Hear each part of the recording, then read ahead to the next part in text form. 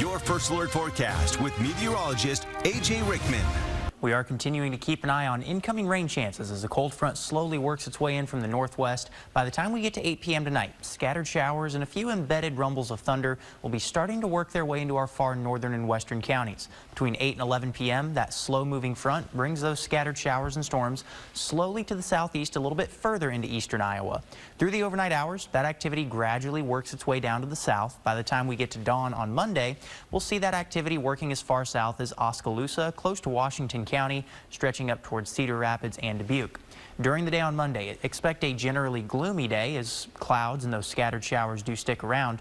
And after a bit of a lull during the late morning hours, as we get towards lunch, we'll start to see the next wave of scattered showers and again, a few embedded rumbles of thunder work its way through the area.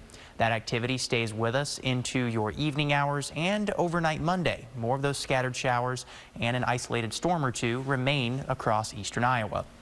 By the time we get to early Tuesday morning, that's when we start to see that front push off to the southeast, and as it pushes off to the southeast, takes those rain chances with it. A lingering shower is possible early Tuesday morning along and south of Interstate 80, but most areas are dry, and everybody dries out as we get into your mid to late morning on Tuesday, and decreasing clouds through the rest of the day.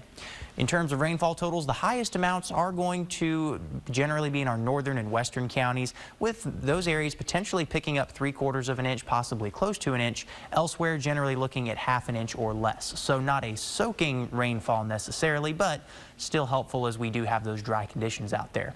Lows tonight drop into the upper 50s and lower 60s in our northeast, central, and southern zones. A little cooler in our northwestern zone there in the low to mid 50s.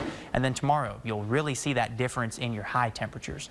We reach the upper 50s and lower 60s in our northern counties. The farther south and east you go, a little bit milder. 69 for your high in Cedar Rapids and Maquoketa.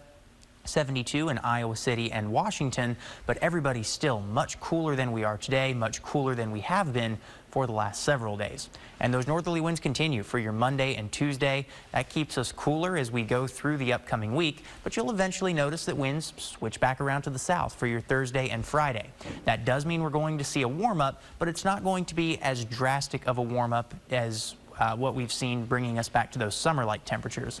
Tuesday and Wednesday, both our coolest days, and you can see that warmer air trying to push its way back in as we get toward your Friday, but you'll see in our 9-day forecast that it's a fairly modest warm-up that we'll be watching as we go through the week. We start off on Monday and Tuesday with highs in the 60s. Similar forecast for your Wednesday.